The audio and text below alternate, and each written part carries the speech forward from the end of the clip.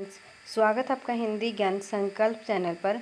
चलिए फ्रेंड्स, आज हम शुरुआत करेंगे इकाई 9 जो हमारे यूजीसी नेट हिंदी जो पाठ्यक्रम है उसके अंदर लगे हुए हैं और इकाई 9 के अंतर्गत आते हैं हिंदी में लगे हुए निबंध।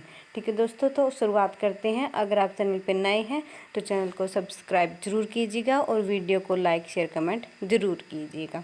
चलिए शुरुआत करते हैं। हिंदी की इकाई 9 के अंदर है पाठ्यक्रम में, वो हमारे आते हैं हिंदी निबंध। ठीक है दोस्तों, सबसे पहले हमें यही पता होना चाहिए कि कौन से निबंध हैं वो हमारे सिलेबस के अंदर लगे हुए हैं। ठीक है दोस्तों, तो आइए इसका रीड कर लेते हैं एक बार। सबसे पहले है भारतेंदु। ठीक है, सबसे पहले राइटर आते हैं भारतेंदु।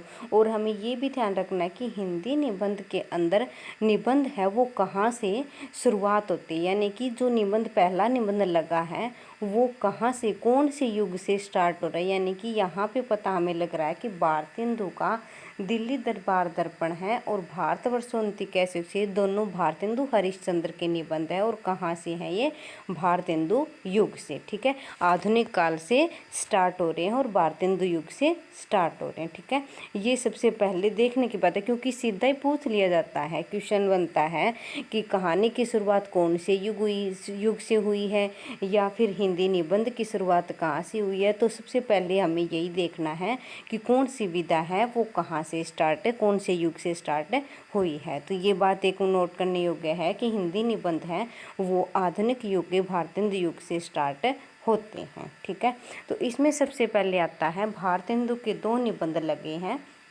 जिसमें है दिल्ली दरबार दर्पण और भारतवर्षोन्नति कैसे हो सकती हैं। ये चीज़ें एक बार देखना ये है एक मोटा मोटा कि कौन से निबंध किस राइटर का कौन सा निबंध लगा है। तो ये आते हैं सबसे पहले भारतेंदु के। फिर आगे है प्रताप नारायण मिश्र शिव मूर्ति।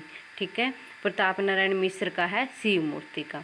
और बालकृष्ण भट्ट का, ये गलत है दोस्तों यहाँ पे, क्योंकि ये है बाल मुकुंद गुप्त का। ठीक है, ये निबंध है शिव शंभु के चिट्ठे जो है वो यहाँ पे राइटर गलत दिया है, तो ये हो जाएगा शिव शंभु के चिट्ठे। रामचंद्र शुक्ल का है कविता क्या है। ठीक है, आगे है हजारी प्रसाद द्विवेदी का हमारे पाठ्यक्रम में है नाखून क्यों बढ़ते हैं। ठीक है, विद्यानिवास मिश्र है मेरे राम का मुकुट भीग रहा है। सीधे अभी तो जो पीछे का पेपर अगर आपने पढ़ा होगा या लर्न किया होगा, देखा होगा थोड़ा बहुत, तो उसमें सीधे पूछ लिया गया है कि मेरे राम का मुकुट भीग रहा है, उसका प्रकाशन वर्ष बताइए।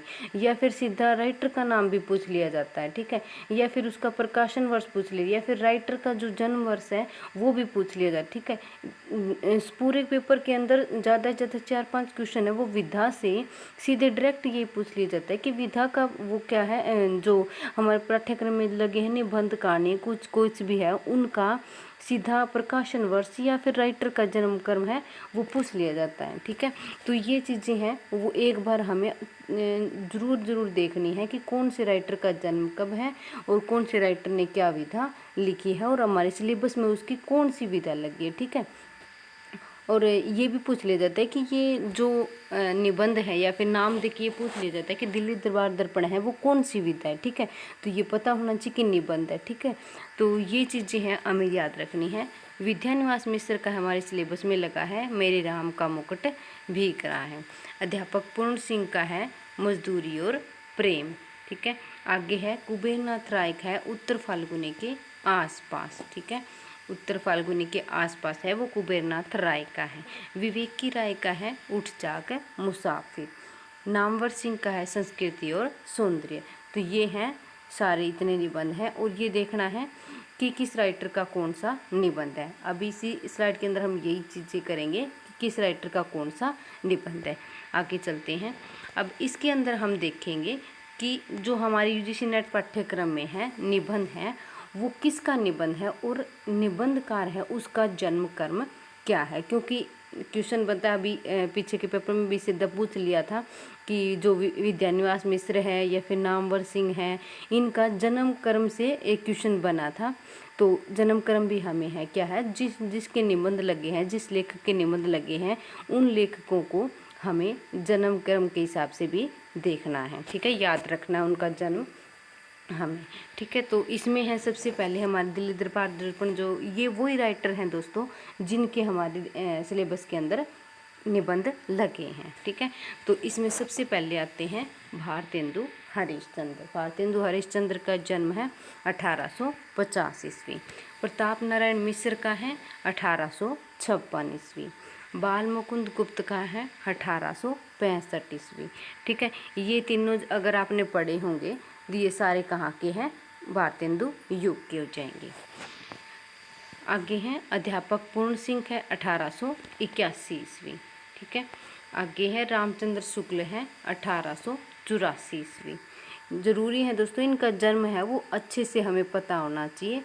और आगे देखते हैं हजारी प्रसाद द्विवेदी है 1907 ईस्वी। विवेक की राय है 1924 ईस्वी, ठीक है। अब की बार विवेक की राय, विद्यानिवास मिश्र, नामवर सिंह, ये तीनों के राइटर हैं वो जन्म के कर्म के हिसाब से एक क्वेश्चन बना था इनका। विद्यानिवास मिश्र है 1926 और नामवर सिंह है 1926। दोनों के अंदर एक ही कन्फ्यूजन है इनके अंदर, क्योंकि इनका जो महीने का फ़र्क है, एक का शायद अप्रैल का है और एक मई के, ऐसे कुछ हैं। तो इनका एक एक महीने का ही फ़र्क है, तो इसकी वजह से क्वेश्चन में दिक्कत आई थी। इन दोनों को ऑप्शन में रखा था, उसकी वजह से ये ऑप्शन अलग हो रही थी। कुबेरनाथ राय है 1935 ईस्वी। तो ये थे राइटर्स के जन्म कर्म, ठीक है। आपको एक बार अच्छे से ये ध्यान होने चाहिए, क्योंकि कोई भी विदा करने से पहले उसका अच्छे से अध्ययन करना ज़रूरी हो जाता है। आगे है जो राइटर लगे हैं जिसका निबंध है वो निबंध का हमें प्रकाशन वर्ष देखना है। तो सबसे पहले आते हैं भारतेंदु हरिश्चंद्र, और हम पढ़ के आए हैं दिल्ली दरबार दर्पण, जो कि दिल्ली दरबार दर्पण है वो 1877 ईस्वी का है, ठीक है। दिल्ली दरबार दर्पण है वो कब का है, 1877 ईस्वी का है, और किसका है, भारतेंदु हरिश्चंद्र का, ठीक है। आगे चलते हैं, भारतवर्ष उन्नति कैसे हो सकती है, ये है 1884 का, और किसका है, भारतेंदु हरिश्चंद्र का। यानी कि भारतेंदु हरिश्चंद्र के दो निबंध लगे हैं, जिसमें पहला है दिल्ली दरबार दर्पण और दूसरा है भारतवर्षोन्नति कैसे हो सकती है, ठीक है। ये दोनों किसके हो जाएंगे, भारतेंदु हरिश्चंद्र के। लेकिन डेट दोनों की अलग अलग है, प्रकाशन वर्ष दोनों के अलग हैं, और दोनों के दिल्ली दरबार दर्पण है वो 1877 का है, और भारतवर्षोन्नति कैसे हो सकती है ये है 1884 ईस्वी का।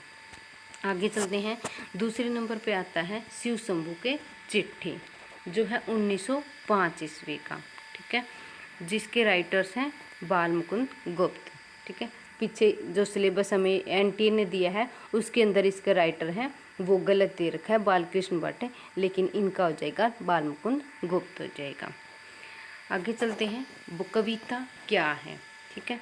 अब की बार अगर आपने पेपर अच्छे से तीखी नज़रों से देखा है तो आपको क्वेश्चन अच्छे से ध्यान होने चाहिए कि कौन से क्वेश्चन कहाँ से बने हैं।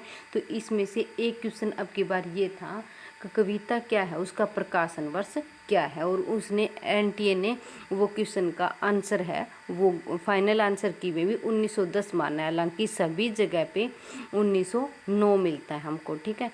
तो 1909 और अब तो हमें, क्योंकि इन्होंने फाइनल आंसर की में ये मानना है 1910 मानना है, तो दोनों ही हमें याद रखने होंगे, क्योंकि कौन सा भी आंसर हो सकता है, तो हमें अच्छे से दोनों पता होने चाहिए। 1909 और 1910 दोनों पता होने चाहिए। रामचंद्र शुक्ल का कविता क्या हो जाएगा, मजदूरी और प्रेम है 1912 का, किसका है, अध्यापक पूर्ण सिंह का। शिव मूर्ति है 1933 का, किसका है, प्रताप नारायण मिश्र का। लेखक कौन है इनके, प्रताप नारायण मिश्र। नाखून क्यों बढ़ते हैं, ये हो जाएगा 1951 का, और हजारी प्रसाद द्विवेदी का। बहुत ही फेवरेट क्वेश्चन है ये एनटीए का, क्योंकि ये सीधे पूछ लिया जाता है कि नाखून क्यों बढ़ते हैं वो किस राइटर का है या फिर किस के अंदर संकलित है, ठीक है। तो ये कल्पलता के अंदर है, वो कल्पलता भी क्या है 1951 की है, ठीक है। तो उस संग्रह के अंदर ये संकलित है, और ये बहुत बार क्वेश्चन बना है। तो हमें एक क्वेश्चन ये भी ध्यान रखना है, क्वेश्चन के हिसाब से ये ध्यान रखना है कि कौन सी जो रचना है वो किस संग्रह में संकलित है या फिर खुद एक संग्रह है, तो उस संग्रह के अंदर कितने निबंध संकलित हुए हैं। ठीक है, आगे चलते हैं। उत्तर फाल्गुनी के आसपास 1973 ईस्वी। कब का है? 1973 ईस्वी का, कुबेरनाथ राय का। आगे चलते हैं। मेरे राम का मुकुट भीग रहा है 1974 का। अब की बार क्वेश्चन बना था कि मेरे राम का मुकुट भीग रहा है, उसका प्रकाशन वर्ष क्या है? तो 1974 हो जाएगा। और राइटर हैं इसके विद्यानिवास मिश्र। आगे है संस्कृति और सौंदर्य। कब का है? 1982 का। और ये राइटर हो जाएंगे नामवर सिंह। उठ जाग मुसाफिर है 2012 का। और किसका है? विवेकी राय का। तो दोस्तों ये थे क्वेश्चंस। देखो इसके अंदर 4-5 प्रकार से क्वेश्चन बनते हैं, जिसमें से जो हमें बिल्कुल अच्छे से ध्यान होना चाहिए वह सबसे पहले है कि हमें निबंध का ध्यान रखना है कि किस एक पहला निबंध है कि हमारे सिलेबस के अंदर कौन कौन से निबंध लगे हैं। दूसरा है कि उस निबंध के लेखक कौन है। तीसरा है निबंध के जो लेखक हैं उनका जन्म हमें पता होना चाहिए। चौथा है कि हमें जो निबंध लगा है उसका भी प्रकाशन वर्ष अच्छे से पता होना चाहिए। ये 4 चीज़ें तो बिल्कुल हमारे माइंड में अच्छी तरह जैसे ही क्वेश्चन दिखता है वो हमें अच्छे से आना चाहिए, ऐसे इनको पता होना चाहिए हमें। और एक है आगे पूरे डिटेल से पढ़ना। ठीक है, कम से कम ये लगा लो कि ज़्यादा नहीं है तो हमें ये देखता ही लगना चाहिए कि ये उस निबंध की पंक्ति है। ठीक है, जैसे शिव मूर्ति में है तो मूर्तियों का ही जिक्र है, मूर्ति कितने प्रकार की है। या फिर दिल्ली दरबार दर्पण के अंदर है, दरबार का ही जिक्र आया है, वर्णन आया है। तो ये ऐसे कुछ जो पॉइंट्स हैं वो हमें अच्छे से पता होना चाहिए। और डिटेल में हम करेंगे इनको। अगर हम एक दिन छोड़ के भी एक दिन करेंगे तो पूरे अच्छे से अध्ययन इनका करेंगे। तो दोस्तों ये थी आज की वीडियो।